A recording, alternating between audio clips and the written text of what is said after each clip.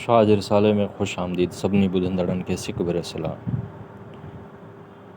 सभिनी दोस्तनि खे अर्ज़ु आहे कि असांजे चैनल खे लाइक करियो, सब्सक्राइब करियो, कमेंट सेक्शन में पंहिंजी राय जो इज़हार ज़रूरु कंदा। शुक्रिया। काती तान कुहीं मन झलण वधियो, मारियस सूर तहीं जो न जियारे जेॾियो। जीअ मुंहिंजो जन अंगड़े यारो वधियो, पुॼाणा पिरी सभां सॼो न थिए। रू विसाई रांद पह परोड़ज साथ जा, होतन सी हे कांद हेम बाटी ॾींहड़ा। रोवण ऐं राड़ो मुंहुं निमाणी जे नझरी, कुठल खे कलब में कुर्ब जो कुहाड़ो। होतन लाइ हाड़ो रझाईंदसि रत सी, रोई कंदे कोह हाणे को होत वरे। जेॾियूं जेॾो ई कयो साणस सयण सतो, ढोई उथियां ढोह मतां का मूं सीअ करे। खाणीम खयो मुठी मंगरम ॾियो, हेकर उझायो ॾेई पर लोहार जीअं।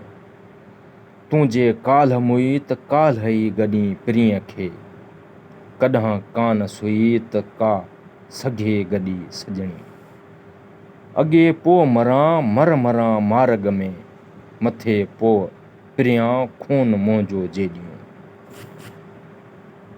मर मथां ॾेई पुन्हूं कारण पब में, त सरतियूं सभई वाखाणी वेठियूं। वाकियो वाकियो विख पाॿोहियो पेर खणी, से न चढ़ंदियूं ॾुख मोड़ी पेर मरण जे। विझ वधंदी विख मछण लख लखाई, ॾुख तिन्हीअ खे ॾुख हुब जिन्ही खे होत जो। वाको हडमला सॾन मथे सॾड़ा, मां तुंहिंजी का सगर में सार थिए। सूरन सांधियास पूरन पाली आहियां, सुखन जे सैयद चए पखी न पियास। जेकस आऊं हुयास गुरी गोंदर वल जी, कंहिं तालब तात जा न त आहे तात तयार। ॾोरियां पियो ॾुकार घोरींदड़ खणी विया, कंहिं जंहिं नींहं निधाउ जे मुंहुं वाझाईंदे न वरो। जेकी मई कंधा सो जानब करियो जीअरे।